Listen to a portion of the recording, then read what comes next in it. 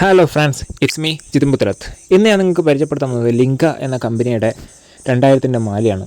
2000-ൻ്റെ കോയ, മാല കോയ അങ്ങനെയൊക്കെ പറയും. ഇതിൻ്റെ വില എന്ന് പറയുന്നത് 250 രൂപയാണ്. ഇത് നമുക്ക് കത്തിച്ചിട്ട് ഇതിൻ്റെ പെർഫോമൻസ് അങ്ങനെയുണ്ട് നമുക്ക് നോക്കാം. ഓക്കെ,